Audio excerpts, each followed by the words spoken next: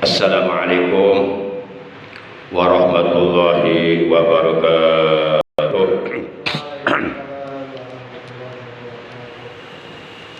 A'udzu billahi minasyaitonir rajim. Bismillahirrahmanirrahim. Alhamdulillahi wa kafa. Wassalatu wassalamu ala sayyidina Muhammadinil Mustafa wa ala alihi wa ashabihi ahli sidqi wal wafa. Asyhadu an la ilaha illallah wa asyhadu anna Muhammadar Rasulullah. La haula wa la quwwata illa billahil aliyyil azim. Amma ba'd. Ma'asyiral muslimin, jamaah majlisul ilmi, jamaah pengajian rutin malam Selasa pada maghrib Musalla Al-Istiqomah RT 06 RW 07 Komplek TNI AD Bumi Ciparusa Asri Bekang yang saya hormati rahimakumullah wa hadakumullah wa hafidhakumullah.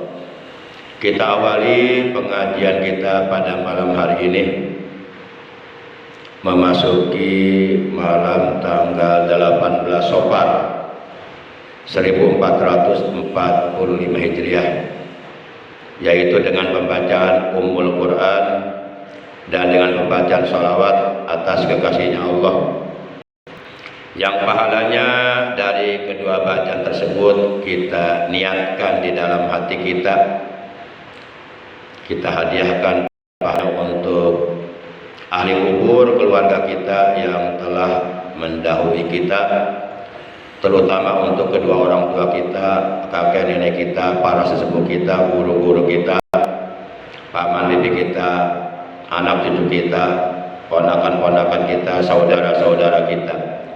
Sekaligus kita bermunajat kepada Allah Azza wa Jalla. Semoga dengan barokah, karomah, mujizat, kemuliaan dan keagungan dari surah Al-Fatihah dan barokah dari bacaan sholawat atas kekasihnya Allah, segala hajat kita, baik hajat dunia, terlebih-lebih hajat akhirat yang sesuai dengan ridha Allah, semoga oleh Allah diperkenankan, dikabulkan. Doa-doa kita yang kita panjatkan kepada Allah selalu diijabah, dosa-dosa kita diampuni, kemudian kita dijadikan orang-orang yang istiqomah dalam menjalankan ibadah kepada Allah sampai akhir hayat. Semoga meninggal dunia nanti dalam keadaan husnul khatimah. Amin ya Allah ya rabbal alamin. Bitilka niyatil Fatihah. A'udzu billahi minasyaitonir rajim. Bismillahirrahmanirrahim. Alhamdulillahi rabbil alamin. Ar-Rahmanir Rahim. Maliki yaumiddin. Iyyaka na'budu wa iyyaka nasta'in. Ihdinas siratal mustaqim. Siratal ladzina an'amta 'alaihim ghairil maghdubi 'alaihim waladdallin. Rabbi ighfir lana. Amin. Ya Rabbi bil Mustafa balik maqasidana waghfir lana ma madha ya wasi'al karami huwal habibul ladzi turja syafa'atuhu likulli hauli minal ahwali bukatahimi. Nabiyuna qudwatun linnasi lazimatun. Nabiyuna qudwatun linnasi lazimatun. Nabiyuna rahmatun lil kauni syamilatun. Ya Rabbi bil maqasidana waghfir lana ma madha ya wasi'al karami huwal habibul ladzi turja syafa'atuhu likulli hawlin minal ahwali muqtahimi nabiyuna mustafa min akramil bashari nabiyuna mustafa min akramil bashari nabiyuna mustafa min ajmalis suwari ya rabbi bil mustafa balik maqasidana waghfir lana ma madha ya wasi'al karami huwal habibul ladzi turja syafa'atuhu likulli hawlin minal ahwali muqtahimi. Allahumma sholli wa sallim wa barik alaihi wa ala alihi wa sahbihi. Ma'asyiral muslimin rahimakumullah wa hadakumullah wa hafizakumullah. Ada sebuah doa yang terdapat dalam sebuah hadis di mana doa tersebut isinya kita bermunajat kepada Allah, berdoa kepada Allah, bermohon kepada Allah tentang 3 kebaikan. Yang pertama, kita mohon kepada Allah agar Allah memperbaiki agama kita. Artinya dalam menjalankan perintah-perintah agama, kita dalam menjalankan perintah-perintah agama semakin bertambah baik dari hari-hari, minggu-minggu, bulan-bulan yang lalu. Dalam menjalankan perintah-perintah agama semakin bertambah baik. Yang kedua, kita bermohon kepada Allah agar Allah berkenan memperbaiki dunia kita, urusan dunia kita, memperbaiki segala sesuatu yang bersifat duniawi. Karena kita hidup di alam dunia memang butuh dunia, dan dunia yang kita cari di alam dunia adalah kita jadikan sebagai alat fasilitas untuk beribadah kepada Allah, untuk mencari ridha Allah. Jadi dunia ini bukan tujuannya orang-orang beriman. Tujuannya orang-orang beriman adalah akhirat. Dan manusia hidup di alam dunia hanyalah sementara saja. Maka oleh karenanya dunia ini bagi orang-orang yang beriman harus dijadikan jembatan menuju akhirat. Dijadikan majra'atun ilal akhirah, ladang untuk akhirat. Jangan sampai kita tertipu dengan kehidupan dunia, dengan kemewahan dunia, dengan kesenangan dunia, membuat kita lupa tujuan kita hidup di alam dunia yang sebenarnya untuk apa. Kita hidup di alam dunia bukan hanya untuk makan, tapi bisa jadi makan untuk hidup dan hidup untuk beribadah kepada Allah. Hidup di alam dunia yang Allah berikan kepada kita harus kita jadikan kesempatan untuk kita terus secara istiqomah melakukan berbagai macam amal kebaikan, amal soleh, amal ibadah yang diperintahkan oleh Allah, yang diperintahkan oleh Rasulullah. Dan itulah nanti yang akan menjadi bekal untuk kehidupan kita di alam akhirat, alam yang kekal abadi untuk selama-lamanya. Maka tentu orang-orang yang lalai, orang-orang yang lupa dari menjalankan ibadah kepada Allah ketika hidup dalam dunia, mereka hanya mengejar dunia saja, hanya mengejar kesenangan di dunia saja yang bersifat sementara. Mereka diperbudak, ditipu oleh dunia sehingga lupa beribadah kepada Allah. Tentu orang-orang yang seperti ini pasti akan menyesal di alam kuburnya, di alam akhiratnya. Nah, mudah-mudahan kita tidak termasuk ke dalam golongan orang-orang yang menyesal di akhirat. Tetapi Allah jadikan kita termasuk ke dalam golongan orang-orang yang beruntung di alam akhirat nanti. Kemudian yang ketiga, kita bermohon kepada Allah agar akhirat kita diperbaiki oleh Allah.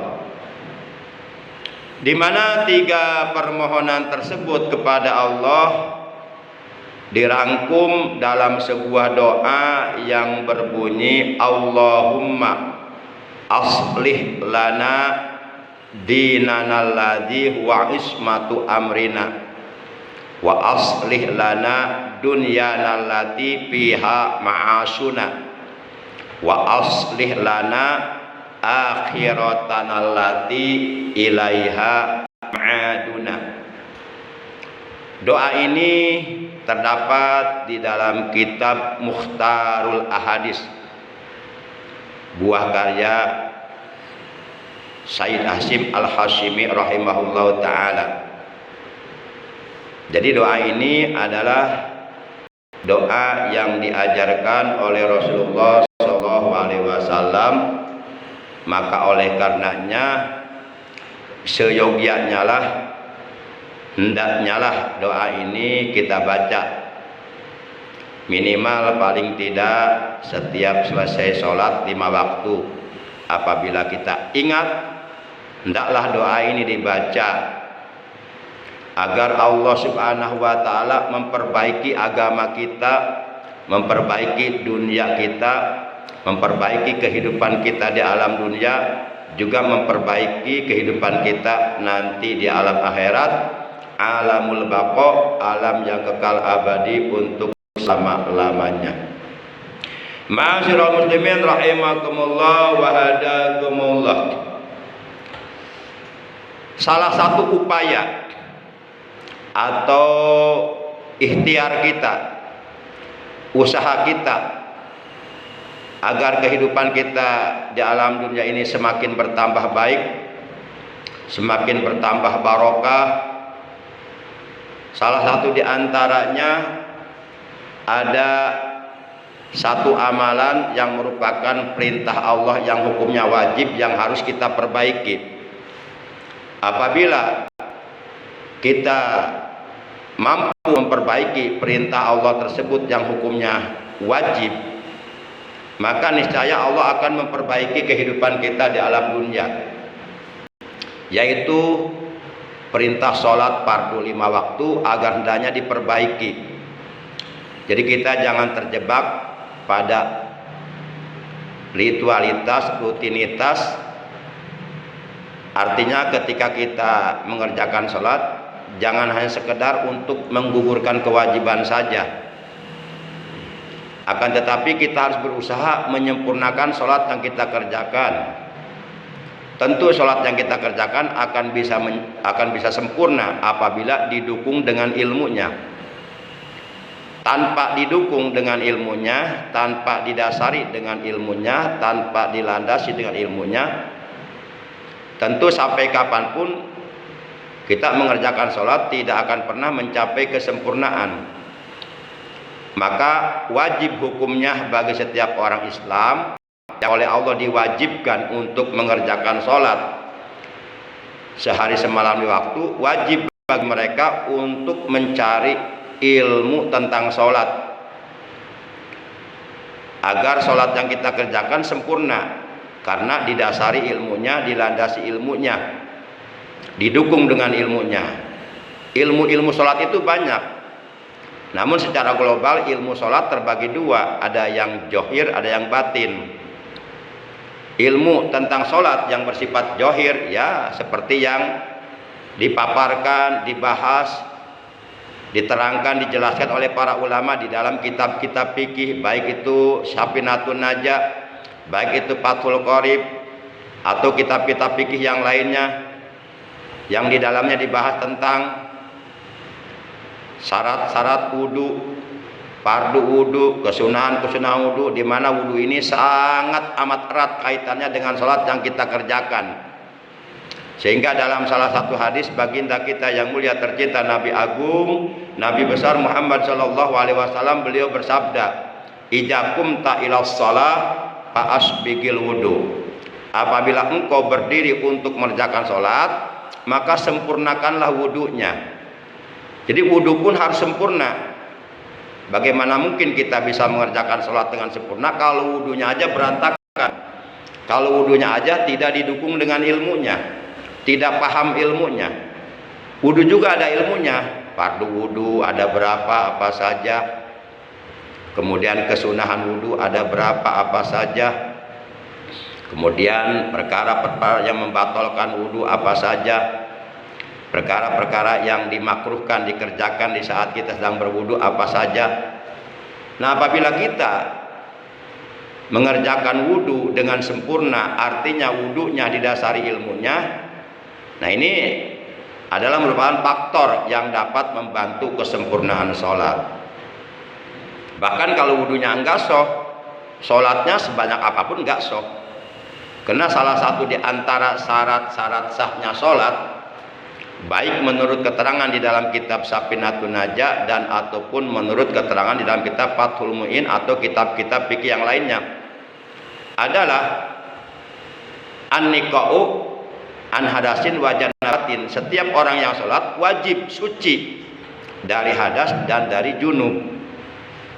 Untuk menghilangkan hadas kecil yang ada pada badan kita, yaitu dengan wudu, menggunakan air yang mutlak, air yang suci dan mensucikan, yang disebut air tohir mutohir, ghairu makruh. Air suci mensucikan pun itu terbagi dua hukumnya, ada yang makruh, ada yang tidak. Jadi ada tohir mutohir makruh, ada tohir mutohir ghairu makruh. Walaupun itu dua-duanya termasuk air mutlak. Para jamaah yang dimuliakan oleh Allah Subhanahu wa taala, sehingga dikatakan aslih salataka yuslih lakallahu hayataka. Aslih salatak yuslih lakallahu hayatak. Perbaiki salatmu, niscaya Allah akan memperbaiki hidupmu. Nah, kebanyakan dari kita dalam realitanya yang selalu diupayakan, diusahakan hanyalah memperbaiki kehidupan dunianya yang bersifat materi. Hampir 90% umat Islam pola pikirnya ke sana, orientasinya kepada hal-hal yang bersifat dunia. Yang ada di pikirannya bagaimana caranya supaya rumah saya baik, bagus, indah, bagaimana supaya mobil saya mewah dan sebagainya. Jarang sekali umat Islam yang berpikir bagaimana supaya sholat saya sempurna, supaya sholat saya baik, supaya sholat saya sah. Jarang mereka berpikir ke arah sana. Mereka ya sholat, tidak memikirkan sholatnya sempurna atau tidak, sah atau tidak, batal atau tidak. Jadi mereka hanya sekedar ikut-ikutan kadang-kadang apabila mereka tidak paham tentang ilmu sholat. Para jamaah, itulah salah satu faktor di antaranya yang dapat menyebabkan Allah akan memperbaiki kehidupan kita. Maka kita harus memperbaiki sholat kita kepada Allah. Karena apabila seorang hamba Allah mengerjakan sholat dengan baik, dengan sempurna, itu sholat itu naik ke langit berupa cahaya putih. Ini berdasarkan keterangan hadis. Naik ke langit berupa cahaya putih yang bersinar.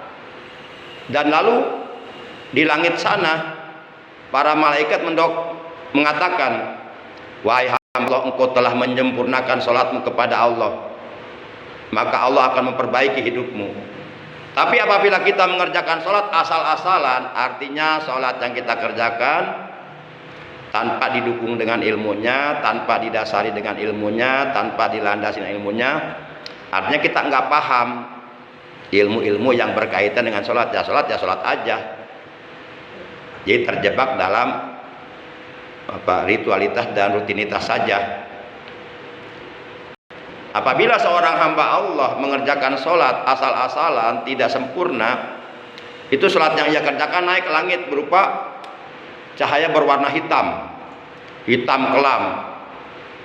Dan para malaikat mengatakan di langit, wahai hamba Allah, engkau mengerjakan sholat dengan sangat buruk, dan niscaya Allah akan memperburuk kehidupanmu. Jadi sholat ini ada kaitannya dengan kehidupan kita. Maka oleh karenanya kita dianjurkan, diperintahkan untuk memperbaiki sholat kita, terutama sholat fardu 5 waktu. Karena sholat fardu 5 waktu ini menjadi ruhul a'mal, menjadi ruhnya segala amal. Artinya segala macam amal kebaikan, amal ibadah, amal sholat yang kita kerjakan itu akan bernilai di hadapan Allah, dan oleh Allah akan dihargai dengan pahala di dalam sorga apabila sholatnya sempurna. Dan sebaliknya, apabila sholatnya tidak sempurna, tidak benar, tidak sah, maka sholat yang kita kerjakan itu tidak ada nilainya di hadapan Allah. Bahkan kemungkinan besar sholat kita ditolak oleh Allah. Jangankan untuk mendapatkan pahala dari sholat yang kita kerjakan nanti di dalam sorga, diterima pun tidak. Kenapa? Karena sholatnya tidak sah. Secara hukum fikih, orang yang mengerjakan sholat dengan tidak sah, samalah artinya dia belum menggugurkan kewajiban sholatnya. Ibarat orang lagi sholat kentut, ya batal sholatnya. Berarti kalau batal sholatnya berarti dia belum menggugurkan kewajiban sholatnya. Nah, sementara yang membatalkan sholat itu bukan hanya kentut saja, banyak sebenarnya. Kalau mau dibahas mah lebih dari 20. Walaupun di kitab Safinatun Najah dirangkum hanya 14 perkara yang membatalkan sholat, tapi ternyata kalau kita buka dalam kitab Fathul Mu'in, wah banyak banget hal-hal yang membatalkan sholat itu. Dan kebanyakan dari kita nggak tahu perkara-perkara yang membatalkan sholat. Mungkin selama ini kita tahunya cuma 6. Para jamaah yang dimuliakan oleh Allah Subhanahu wa Ta'ala, jadi sholat ini menjadi ruhul a'mal, menjadi ruhnya segala amal. Bahkan sholat ini menjadi barometer, menjadi tolok ukur terhadap diterima atau ditolaknya amal kebaikan, amal soleh, amal ibadah yang lainnya yang kita kerjakan selama kita hidup dalam dunia. Itu sangat amat bergantung kepada sholat fardu 5 waktu. Dan hadis yang menjelaskan tentang hal ini banyak. Di antaranya terdapat sebuah hadis di mana dalam hadis tersebut Rasulullah Shallallahu Alaihi Wasallam beliau telah bersabda, awalu ma yuhasabu bil abdu as-salah, fa in kubilat minhu nudira fima baqiya min amali, wa illam tuqbal minhu lam yunjor fi syai'im min amali. Ini hadis isinya menjelaskan tentang betapa alangkah pentingnya kedudukan sholat di dalam segala amal ibadah kita yang lainnya. Dalam hadis ini beliau menjelaskan awalu ma yuhasabu bihil abdu as-shalah. Dalam hadis yang lainnya menggunakan kalimat alaihil abdu as-shalah. Awalu ma artinya perkara yang paling awal, amalan yang paling awal, amalan yang paling pertama. Yuhasabu akan dihisab, akan diperhitungkan, akan diperiksa.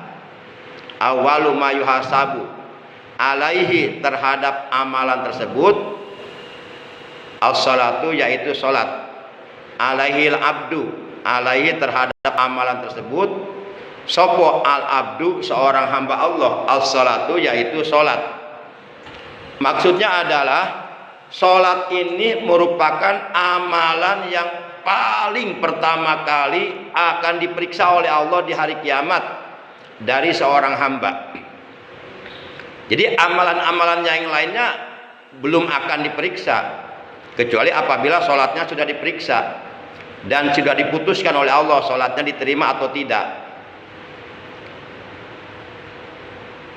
Kemudian kelanjutan dari hadis ini, fa in kubilat minhu nujiro bima baqiya min amalihi.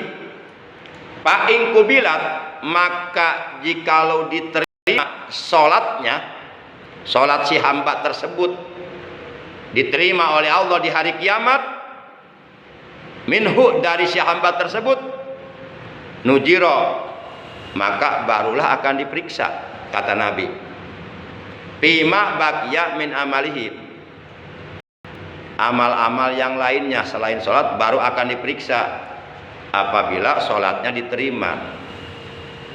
Amal-amal yang lainnya banyak, puasa Ramadan, puasa sunnah. Puasa sunnah juga banyak. Kalau dirinci ya mungkin nggak cukup tengah lah.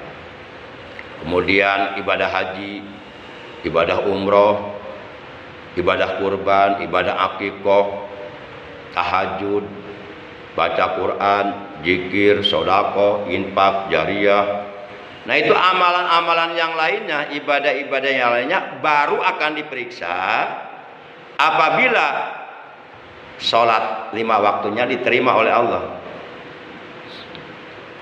Jadi kalau sholat fardu 5 waktu yang kita kerjakan sempurna, insya Allah akan diterima oleh Allah di hari kiamat. Dan apabila sholat fardu 5 waktu yang kita kerjakan dengan sempurna di hari kiamat diterima oleh Allah, barulah Allah akan memeriksa amal-amal ibadah kita yang lainnya dan akan diberikan pahalanya masing-masing. Nanti di surga itu pahala beda-beda. Oh ini pahala sholat wajib, ini pahala sholat sunnah, ini pahala sholat tahajud, ini pahala sholat duha, ini pahala sholat witir, ini pahala sholat birrul walidain, ini pahala sholat syukur. Beda-beda itu pahalanya. Oh ini pahala zakat, ini pahala sodako, ini pahala infak, ini pahala jariyah. Oh ini pahala menyantun anak yatim. Oh ini pahala ibadah haji, ini pahala ibadah umroh, pahala baca Quran, pahala zikir, pahala duduk di majelis ilmu, hadir. Itu beda-beda pahalanya. Nah itu baru akan diperiksa ibadah yang lainnya setelah sholatnya diterima dan akan diberikan pahalanya masing-masing. Tapi apabila yang terjadi sebaliknya, kata Nabi, kelanjutan hadisnya, wa illam tuqbal minhu, wa illam tuqbal, dan jikalau tidak diterima sholat minhu dari si hamba Allah, karena ketika hidup di alam dunia mengerjakan sholatnya asal-asalan, tanpa didasari ilmunya, tanpa dilandasi ilmunya, tanpa didukung dengan ilmunya,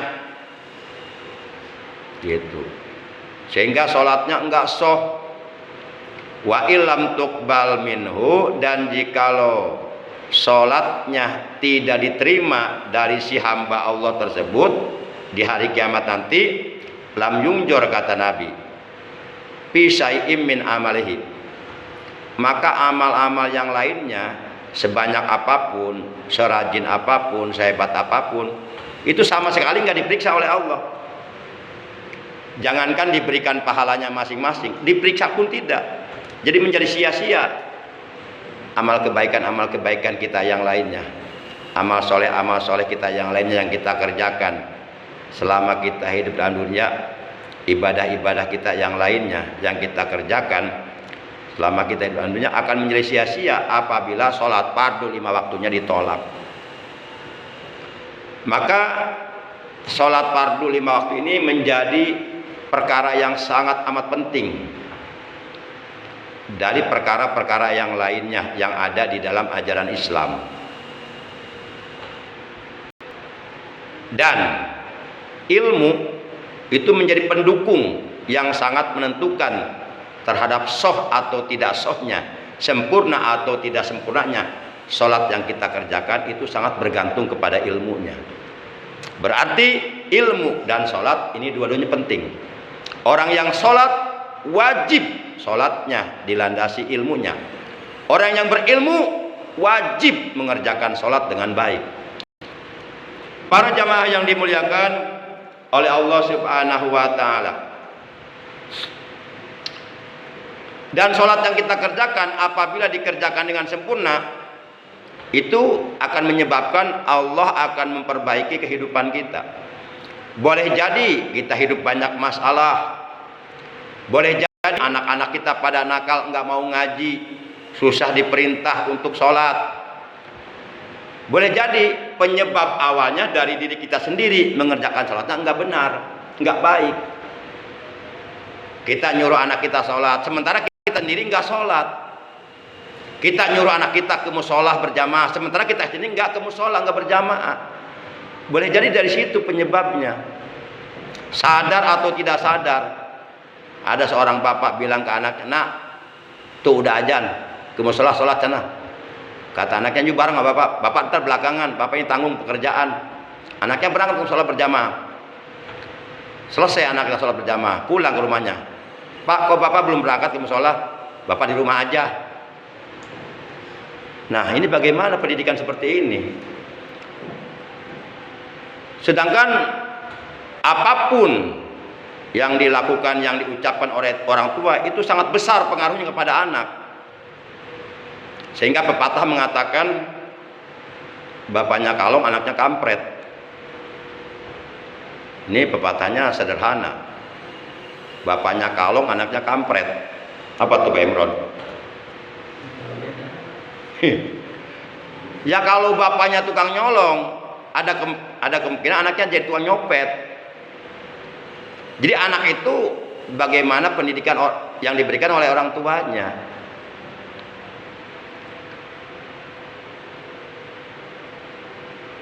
Para jamaah yang dimuliakan oleh Allah Subhanahu wa ta'ala, bahkan ada juga pepatah mengatakan, "Hana cara kada tak sawala ya. Anak cilaka kolot ke bawah-bawah." Betul itu. Contoh kita ambil, ada anak, dia kecanduan narkoba. Akhirnya dia pesta narkoba dengan teman-temannya, walaupun beli narkobanya patungan. Dengan beberapa orang temannya dia melakukan pesta narkoba di malam minggu. Kemudian ada operasi, ketangkap sama polisi. Pasti bapaknya ke bawah itu pasti bapaknya susah itu, pasti. Bapaknya dapat kabar anaknya ada di kantor polisi. Begitu nanya, "Apa kasusnya?" "Narkoba." Waduh, narkoba kan berat, itu bisa 15 tahun di penjara. Nah, bapaknya udah merasa sedih itu. Anaknya sekolahnya aja keganggu, ngajinya keganggu, orang tua pikirannya keganggu. Itu gara-gara orang tua tidak memperhatikan pendidikan anaknya. Itu di dunia udah menyusahkan orang tua, demikian pula di akhirat itu akan menyusahkan orang tuanya. Bahkan tidak menutup kemungkinan orang tua mau ke surga enggak jadi gara-gara anak. Sehingga dalam Al-Quran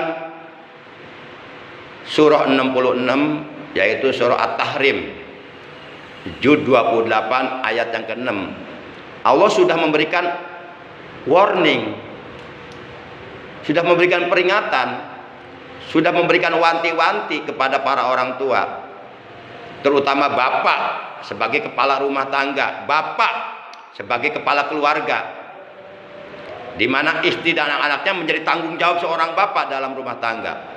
Allah berfirman, "Ya ayyuhalladzina amanu qu anfusakum wa ahlikum nara wa quduhan nasu wal hijarah 'alaiha malaikatun giladun shidadun la ya'suna Allah ma amarahum wa yaf'aluna ma yu'marun."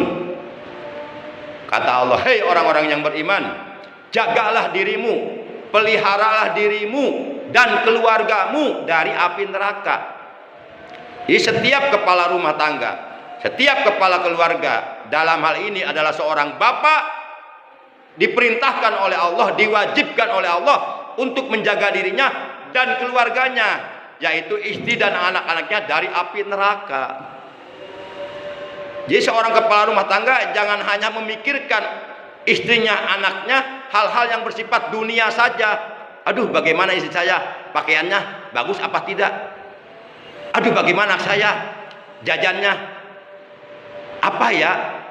Jajan enggak ya? Makan. Jangan hanya sekedar itu, tapi pikirkan, aduh bagaimana istri saya, sholat enggak ya? Sholatnya bagus enggak ya? Sholatnya asal-asal enggak? Nah itu seharusnya untuk menjaga dirinya dan keluarganya dari api neraka. Kebanyakan umat Islam ya begitu pola pikirnya, hanya sesuatu yang bersifat dunia. Diperiksa sholat istrinya bagaimana, udah benar apa belum, pakai mukenanya, apakah ketika istrinya sholat memakai mukenanya, menutupi jidatnya. Kalau menutupi jidatnya kasih tahu, enggak sholatnya. Seorang perempuan sholat ketika sujud, jidatnya terhalang oleh mukena, itu enggak sah sholatnya. Ini kewajiban suami, kewajiban kepala rumah tangga. Boleh jadi nanti seorang bapak masuk neraka gara-gara istrinya sholat nggak benar. Ini penting banget ini, pendidikan keluarga. Alaiha malaikatun, di mana di neraka itu ada malaikat. Ada malaikat. Gilajun yang bengis, sidadun yang keras, kasar. Namanya malaikat Jabaniyah. Malaikat Jabaniyah itu oleh Allah enggak dikasih perasaan kasih sayang, yang dikasih perasaan sadis. Artinya kalau udah nyiksa terus, walaupun yang disiksa udah kewalahan. Nah kita jangan sampai nanti ketemu malaikat Jabaniyah di akhirat. Malaikat Jabaniyah itu serem-serem. Ya kalau ibarat tidurnya mah algojo-algojonya penjara lah, yang tukang nyiksa narapidana yang nakal lah, ibaratnya gitu. Tapi nggak seberapa itu mah. Malaikat Jabaniyah lebih dari itu. La ya'lamullaha ma amarahum wa yaf'aluna ma yumarun. Di mana para malaikat Jabaniyah itu mereka tidak pernah berbuat durhaka kepada Allah. Apapun yang Allah perintahkan selalu dikerjakannya. Itulah malaikat Jabaniyah nanti yang akan menyiksa ahli neraka di neraka. Bahkan satu orang ahli neraka itu akan disiksanya oleh 19 orang malaikat Jabaniyah. Kita di dunia aja kalau disiksa, dipukulin, digebugin oleh 4 orang udah nggak tahu apa, babak belur. Ini yang nyiksanya 19 orang malaikat Jabaniyah di neraka. Masya Allah. Nah inilah pentingnya kita mendidik anak-anak kita, istri kita. Kita bentengi, kita jaga, kita pelihara diri kita dan keluarga kita dari api neraka. Caranya, yuk kita didik keluarga kita dengan pendidikan agama, agar mereka bisa sholat dengan benar, bisa sholat dengan sempurna, bisa sholat dengan baik, bisa baca Quran dengan benar. Ya, jangan tenang-tenang, jangan kita rajin ibadah tapi istri kita dibiarin. Awas, hati-hati itu. Suami yang membiarkan istrinya tidak mau beribadah Allah itu dayus. Orang dayus walaupun ahli ibadah itu haram mencium baunya surga. Apalagi masuk surganya. Mencium baunya surga aja udah diharamkan. Karena baunya, wanginya surga itu dalam jarak tempuh radius ya 70.000 tahun perjalanan itu udah kecium wanginya. Nah ini suami-suami yang dayus, yang membiarkan anaknya tidak mau beribadah, tidak mau sholat dengan baik, dengan benar, itu akan diharamkan oleh Allah mencium baunya surga. Makanya dalam ayat ini Allah perintahkan, ya ayyuhalladzina amanu qu anfusakum wa ahlikum nar. Jadi dalam ayat ini Allah tidak mengatakan, wahai orang-orang yang beriman, jagalah dirimu dari api neraka, enggak. Tapi ada tambahannya, dan keluargamu.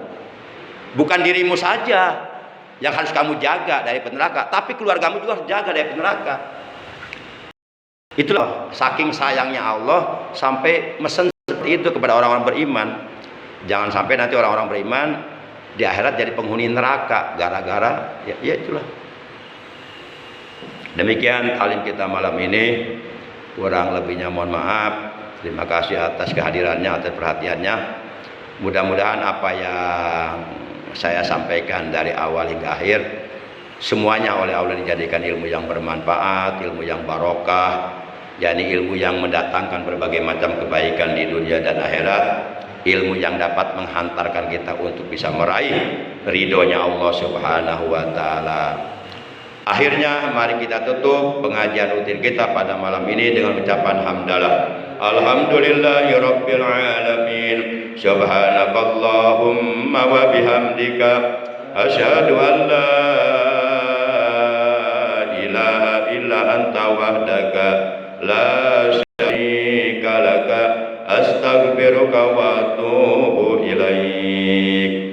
Astaghfirullah rabbal baraya, astaghfirullah minal khataya. Allahumma barik lana fi kulli ma a'taitana rabbana zidna ilman nafi'a ma'al hidayah wal barakah. Allahumma inna nas'aluka hubbak wa hubba man yuhibbuk. Rabbana atina fid dunya hasanah wa fil akhirati hasanah wa qina adzaban nar. Wa sallallahu ala sayyidina Muhammad wa ala alihi wa sahbihi wa baraka wa sallam. Subhana rabbika rabbil izzati amma yasifun wa salamun alal mursalin walhamdulillahi rabbil alamin. Adanallahu wa iyyakum ajmain. Wassalamualaikum warahmatullahi wabarakatuh.